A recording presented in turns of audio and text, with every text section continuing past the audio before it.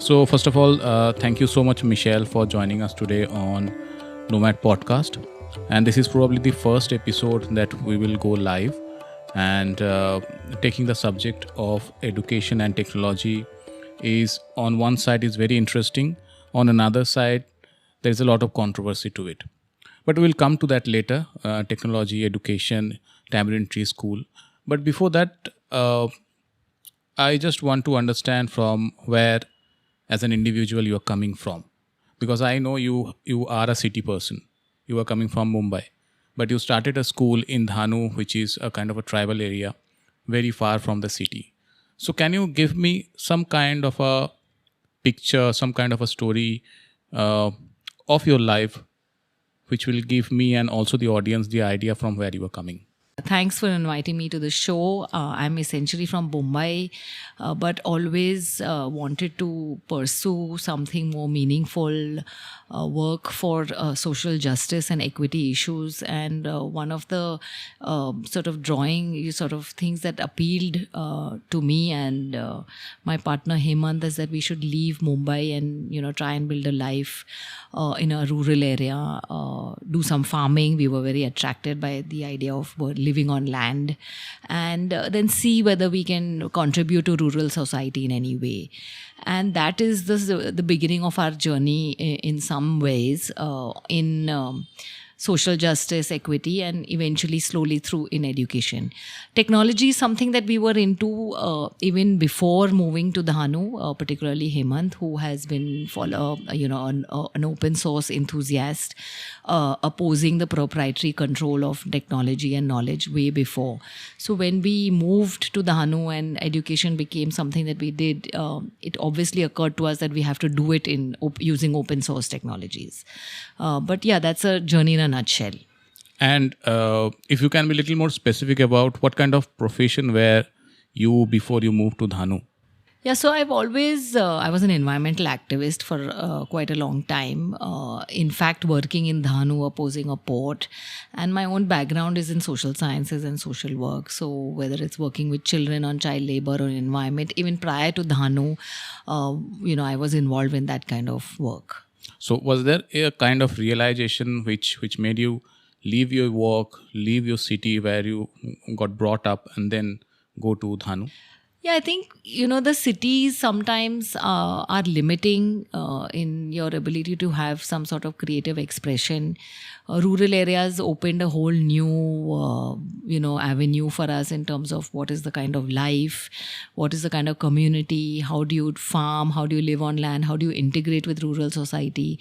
So it just seemed like a calling, like a more, going towards a more meaningful life. And at that time, this is more than 20 years ago. So you're young, the alienation of the city, the lack of connection with community, the limited ability to do sort of community work was, I think, what just drew us, So, but yeah, it's been 20 years and rural areas are very challenging. It's not been romantic, but they can also be very creative and satisfying if you are, wanting that kind of life. So before you got settled in Dahanu, I just want to understand how you selected Dahanu. I mean, there are so many places all around. And Konkan bhi hai. Navi Mumbai is also there. So there are so many similar kind of a place out there. आपने Dahanu ही क्यों select किया? So Dahanu is a very interesting sociological landscape. There are tribals, and as you know, the indigenous communities are far more open and progressive in accepting other people. There's also a huge Irani, Parsi, Persian community in Dahanu that has been doing chiku farming, and in that sense has made the area a bit cosmopolitan.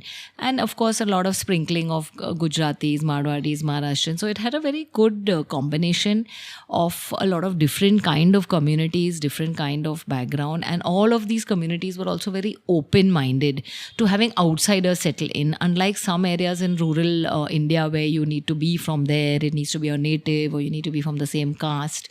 Dahanu just seemed far more progressive in that sense. So did you traveled a lot before settling down in Dahanu?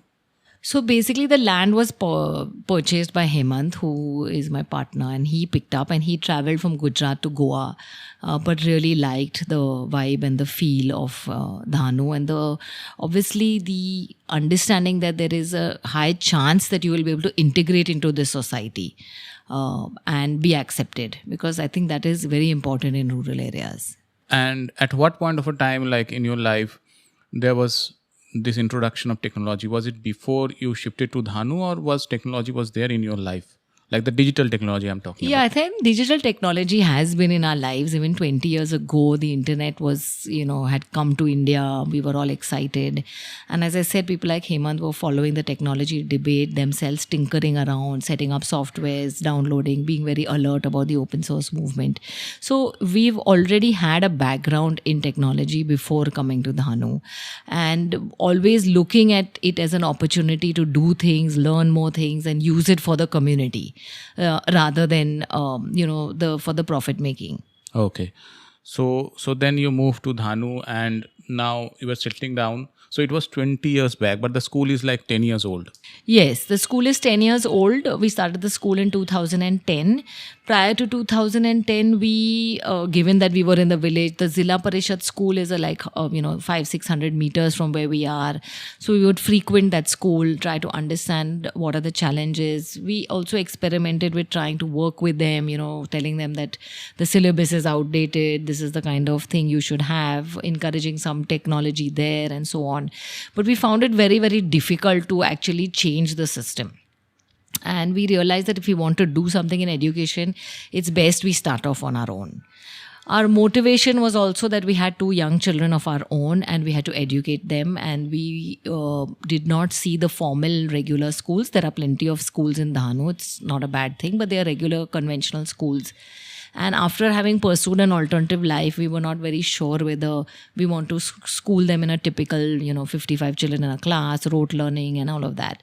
So we decided, let's experiment and see whether a small school where our children could go and we could open it up to all the local Adivasi children would work. So we started in 2010. So how did it started? I mean, did you went to all the individual houses? Did you talk to their parents कि हम लोग एक school शुरू कर रहे हैं?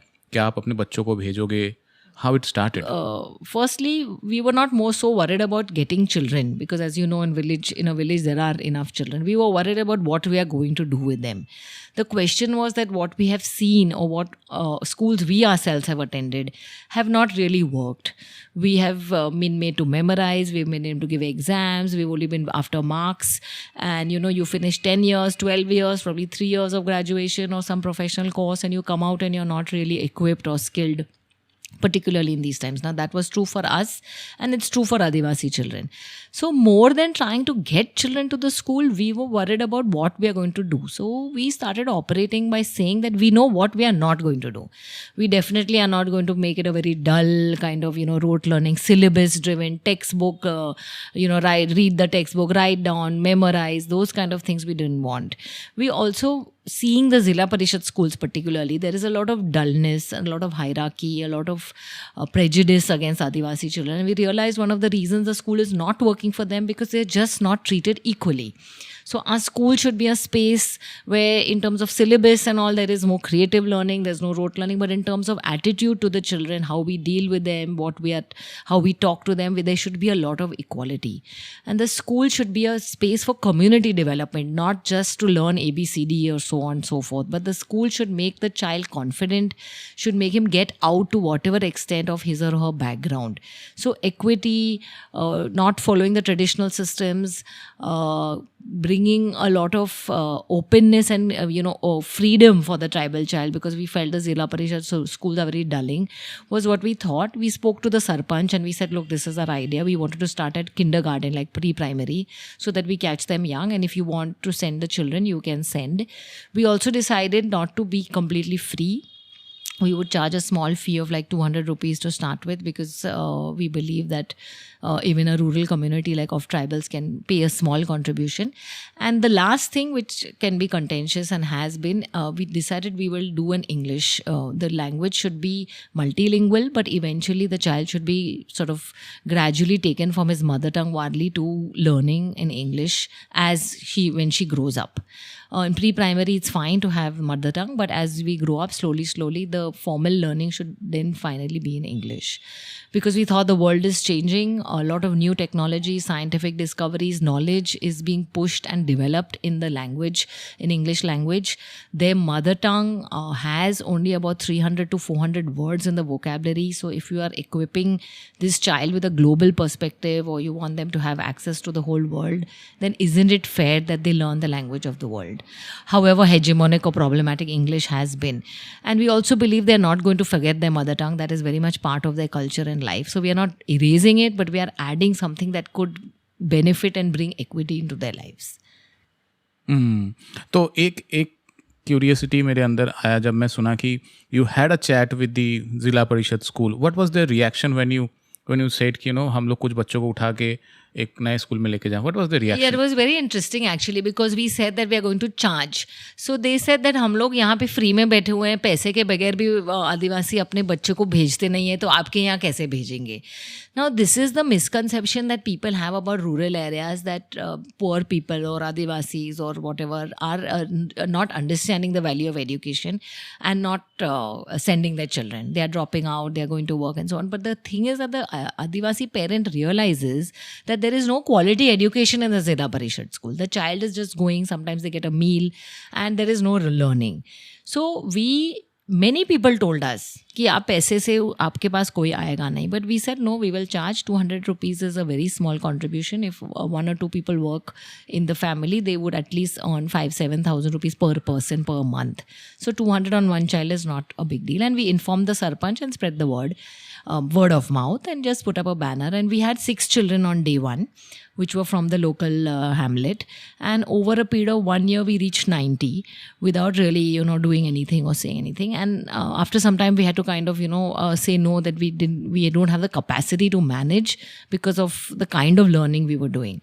So it's a misnomer to think that poor people or Adivasi people or marginalized people do not know the value of education. They will pay for a service when they see the quality of the service. Very true. Now, एक साल में from 3, how many? From 6 we went to 90. From 6, so naturally there you need a kind of a teaching staff or team to इनको पढ़ाने के लिए. So what happened to that from that much to 90 suddenly? Yeah, so it was all very good to get the children, but the key, as you understand in education on a school, is the human resources behind the effort. You need good quality teachers, you need motivating, inspiring teachers. And now we are in a remote village.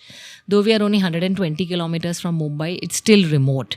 And there are not much services and facilities. Of course, things like internet were a challenge and so on. So one of the biggest problems that we started facing is how do we get good quality teachers?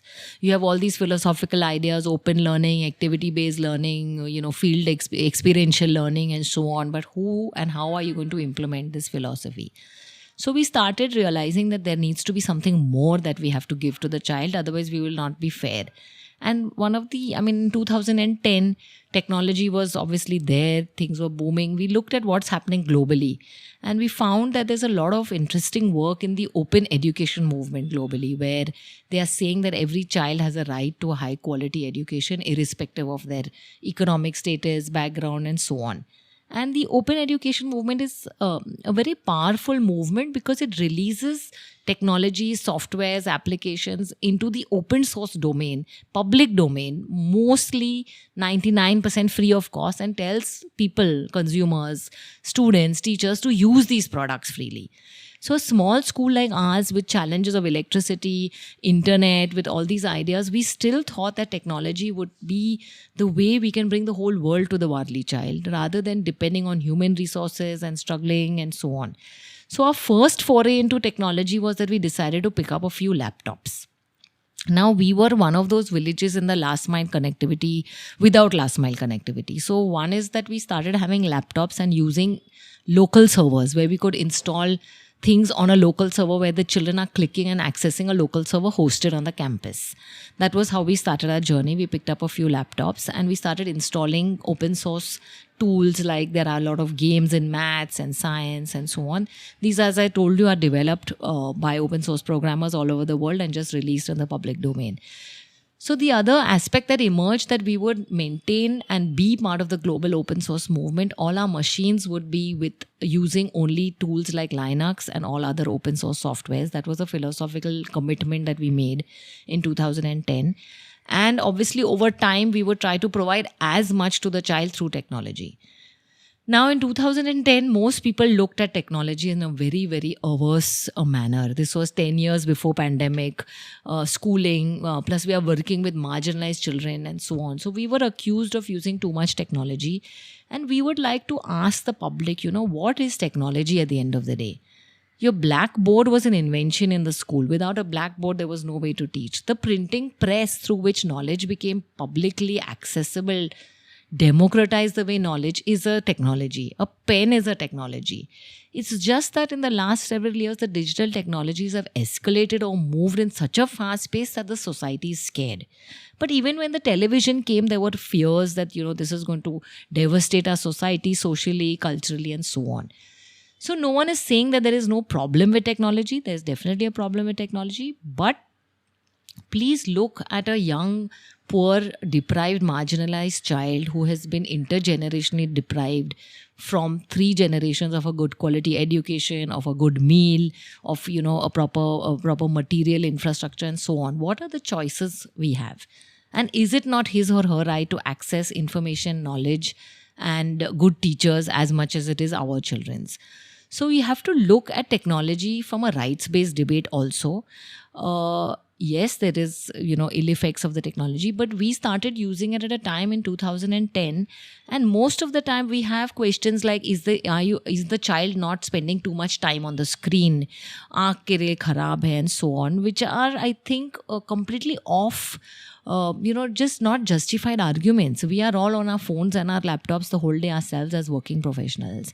And there is a fear.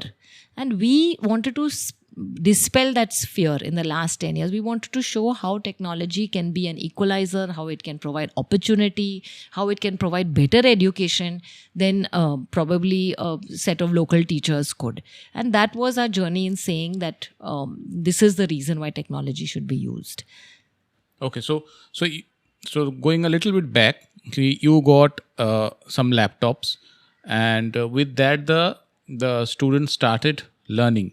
Now, 2 things I just want to understand कि how the students, like for example, जब आप उनको laptop देते हो बोलते हो कि इसके थ्रू होगा, तो वो इनिशियल एक्सचेंज ऑफ थॉट्स या स्ट्रगल क्या था, एंड ऑल्सो उनके पेरेंट्स के कि क्या उनको पता था कि लैपटॉप के थ्रू पढ़ाई होने वाला है, क्या उनका फीडबैक कैसा था, वो इनिशियल थोड़ा सा अगर आप बता सकते हैं. Yeah. So in the initial times, we spent a lot of time orienting parents, saying that, we've had no textbooks for the last 10 years. So first we had to tell parents that this is a place without textbooks.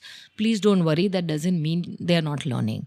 Second is, we have told the parents, we are charging you a very small fee. The time of purchasing a computer or a digital device, in those days the phone was not as much, but a laptop is very important, and they have understood the value. Thirdly, getting children to use technology is no rocket science. We can all see today every child has a mobile phone, the way they use it. In those days, we did spend some time teaching the mouse, and they are 4 and 5 and maybe they don't have a mouse at home, keyboard and so on. But that takes precisely like 1 week, 10 days, and the child is picked up and, moving on their own. The tribal parents, because they are on the very, very sort of lowest rung of the society, trusted us to say that fine, we also have done nothing with textbooks, so let us see what you have to say. Many of the parents started investing in laptops for their children at home, and we would install all the softwares, the Ubuntu and the games and so on, the OS, and they would continue doing at home. So the partnership was, the parents were convinced to whatever extent that in terms of, the limited knowledge they have. So there was no problem on that front. There still is none. Okay. That means it was good. I mean, what I can say is that technology, digital technology in your school, Tamarind Tree, it didn't come all of a sudden.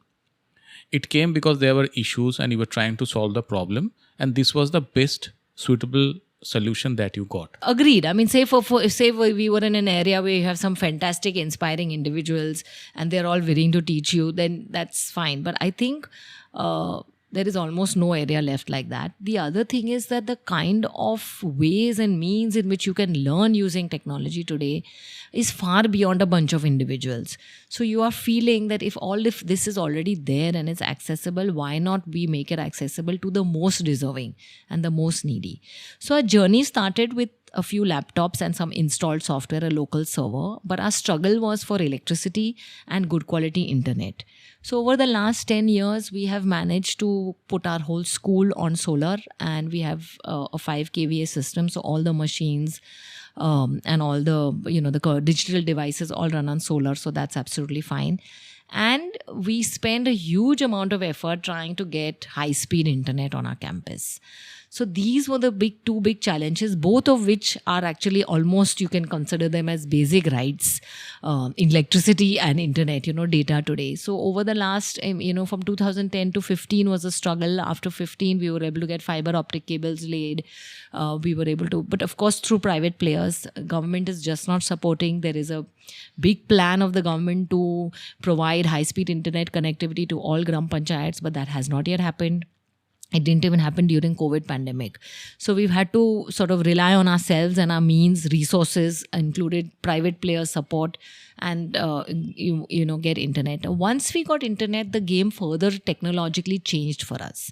So we were able to use a learning management system called Moodle, which we had as a local server on our campus. We were able to make it cloud-based and have all our content put. So it's a LMS where you can put grade-wise or course-wise content in terms of your videos, your lesson plans, your assessments, your quizzes, and children access this and learn.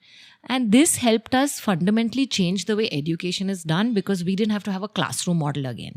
We said that this hierarchical model, you put 30 children in a class, the teacher standing at the front of the blackboard. We didn't want to do that right at the beginning. And these ideas we were able to fulfill because of technology. So now what happens in our class, typically from say 2015 onwards, is that children come and log into their devices. The teacher has become a facilitator or a digital mentor. And children are following their self-learning journey, learning path on their own. So in a classroom, you could have a class 5 student and a class 6 student sitting next to each other doing their own thing. And the teachers are looking at the back end, checking the quizzes, checking how they are doing, and then having one-on-one meetings, because we are saying group learning is valid, but it's limited when you're running after hard score skills like maths or science or English. The individual is really on their own. So if you want to break the way education has been done, if you are accepting that today's education system and how it has been practiced is wrong, in the way it treats the child, in the way it's syllabus driven, in the way it's not practical, is not relevant, and the teacher is unnecessarily put on a pedestal, then technology can help you fulfill these ideas. So first it started with a limitation of human resources. Afterwards we said that, okay, these are our ideas, but how do we implement them? We really think a classroom is a problem. We really think making a teacher a guru is a problem. The teacher is just one more facilitator in your life. You now have so many more. So technology helped us fulfill those ideas. Technology helped us tell the child, if you're a self-motivated learner today, the world is at your doorstep. You don't even need a school to learn, right? But now that you're in a setup. So how the problem that one of the resistance to technology is people don't want to change the way education is being done today. They want to continue with the books and the grading and have an overemphasis on the importance of the teacher, overemphasis on the importance of the tool, which is a textbook. We are saying children are learning through video games like Minecraft. We are encouraging children to play video games. We're encouraging children to say, you want to learn something, figure it out yourself on the net. Because it's the time of self-learning. So technology helped us do that, which I think is important to understand. Also, coming back to the time, say for example, you figured out, okay, this is how we are going to deliver the knowledge. Then there was a necessary a part where you have to decide कि कौन सा syllabus follow करना है. And naturally, because we were not following a pedagogy जो हमारे India में exist करता है, मतलब there was no path which you were following in this particular experiment. So naturally what you were doing, that was for the first time, your own experiment. So there were chances of failure and all those things. So now, अब जब laptop लग गए, अब जब ये पता चल गया कि okay, this is how we're going to deliver the knowledge.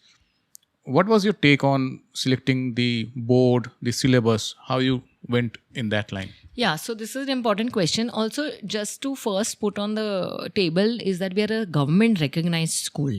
We may be doing whatever we like behind our doors, but we had taken formal government permission from class 1 to class 8 from Maharashtra government.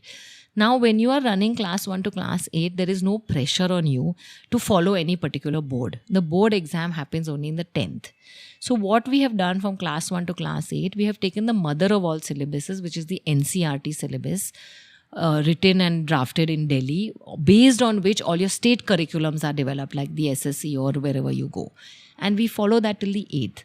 We are in the process of getting our 9th and 10th permission. Parental aspirations is for a typical SSC, like a state board. So we are pursuing that. But in the meantime, we also ask children to give the National Institute of Open Schooling exam, so that they are at par with children once they cross the 10. So they are with us till the 8th. The 9th and 10th, basically, we coach them for the NIOS exam so that they can take admission in regular colleges. So to understand now the balance between the facilitator, mentor and the system, the technology, the computer, the laptop, how it is maintained or how it has been designed, can you talk on that? So basically, we have like a monthly rotation system where each facilitator is given 10 to 12 children per month. And please understand that we are only talking about like 1 to 8, like 6 years to 14 years. So in terms of the content, it's not very complex content. The maths is not so tough.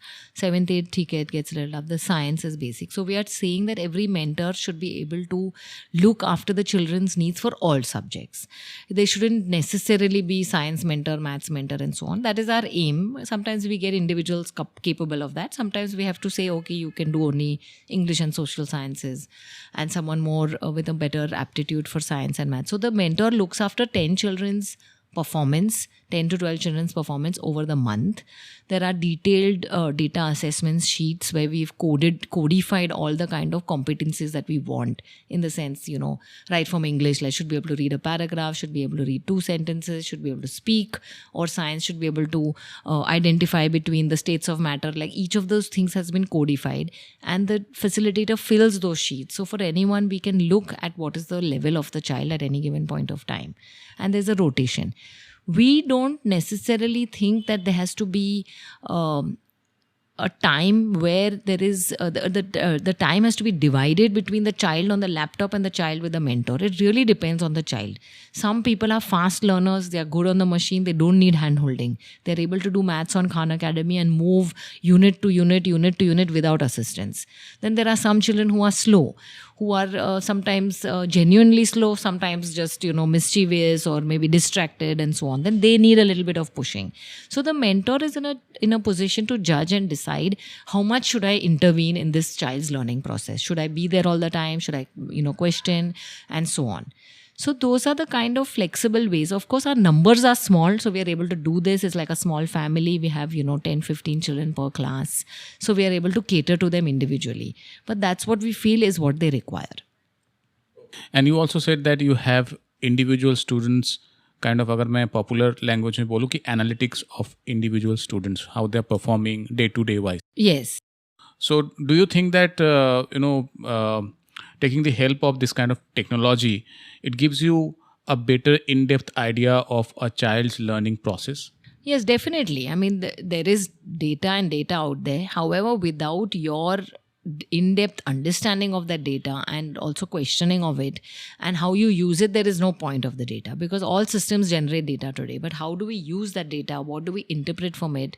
And how are we using it to sort of grow? But definitely it's a huge component. I mean, if I am not in Dahanu or, there is an external evaluator who would like to see that on this kind of science quiz, how has the class performed, then they can just go to the back end of our LMS, look at each and every child's response in like hardly 10 to 15 minutes. You can see an average score of the school, of the class. You can see each child's performance. You can review. So there's a lot more possibility of contribution from people who are not physically necessarily there. This is what happened, right, during the pandemic, that you can be learning from teachers. We are saying you can be assessed by someone else. You can be taught by someone else. So this is the kind of barriers that technology has broken. Space barrier, geography barrier, time barrier. You can show, the 2020 data today to somebody else. The child can take a class from a volunteer, which is what we did in the pandemic. We had a lot of volunteers taking online classes. They were sitting anywhere in the world, and children were in their remote locations at home.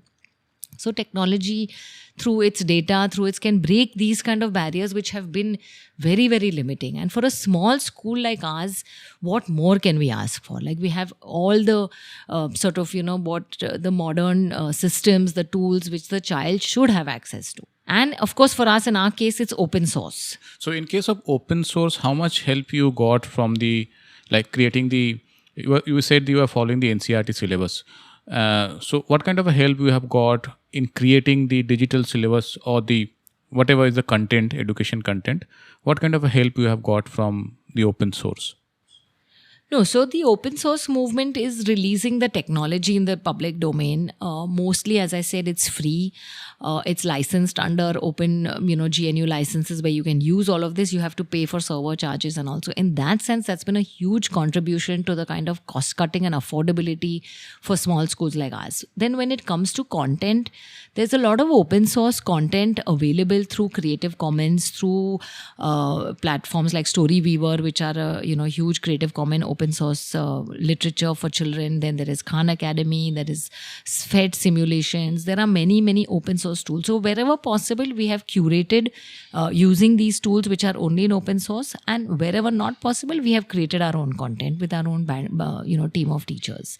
But we still oppose the proprietary control of education, the commodification of education, where large corporations are making education a commodity, and students or parents have to purchase and buy and sell it. So we are opposed to that. So for anyone who creates content with us, they are given a brief of what kind of content they can actually use from the internet, right from images to any kind of audio, video. We use only Creative Commons stuff. But there is a lot out there that we have been able to use and create our own. So, for example, if an individual or maybe a parent, if they want to access this kind of resources, how they will do it? There's a lot of open source resources on the net. You can go and look. You can reject the paid proprietary ones that are in the market. Platforms like ours, which is called mybigcampus.in, are also open and easy to access. All our courses are free and for everyone to use. In fact, during the pandemic, a lot of homeschoolers who joined our online classes and our platform, not just because it was free, but because we had a lot of interesting content on mobile photography, financial literacy, graphic design, and so on, different kind of courses. So it's basically a thinking that children in education or parents in education, they have to just think that a Byju's, for instance, or a Vedantu, or a typically proprietary space is a problem in terms of the kind of control that they are exerting on knowledge, not just in terms of the monetization of the knowledge, but the kind of control. So now coming to a very important question, जो मुझे लग रहा है सुन के कि क्या ऐसा मौका भी आ सकता है कि in the future the technology is replacing the teachers, the role of a teacher? I think there's a lot of fear, and I don't think that fear is warranted, because teachers are teachers. The problem is that the teachers of today in most setups, in most schools, are unwilling to change, unwilling to become learners. They may become redundant because of the kind of attitude towards what is happening around them, because they are not willing to learn. So the bottom line is, for the teachers or for anyone in the matter to stay relevant in the society, you have to keep with the times. You have to understand what is going on. You have to see the potential benefits of it. You have to not be scared, inhibited, and go into your own shell and say, this is how I've done things for the last 30 years and I will continue to do. Then you are making yourself redundant. Today, there are children who definitely know far more. So teachers have to become humble. They have to, build in that humility that I am no longer the final word on a subject. There is so much more access to the child. So if teachers don't do that, then they are definitely at risk. However, technology is not about replacing teachers. It never has been. It is about enhancing the teacher's role. It is about making the teacher far more competent and capable than he or she was, and providing the tools. So the technology is always a tool. We should not worry in this kind of a doomsday scenario that people are, and then you're rejecting the whole technology without understanding its benefits, because you're saying it's bad for children, it's going to replace the teachers, left, right and center. You've got all this kind of A, B, C, D, without understanding the complexity, the potential and the opportunity it is offering. So in that case, how you will define technology in terms of education? So in terms of education, we would define it as any application or tool that is enhancing your way to teach or learn. Definitely learn, but now more and more also teach. Right. And also, when we talk about technology, as you said, the fear is always there, because in our bigger society, there is all this nonsense happening, like the Aadhaar card issues, कि भाई सारे लोगों के detail leak हो गए. तो ऐसे big scale पे जब न्यूज़ आते हैं तो लोगों के दिल में देयर इज़ अ फियर.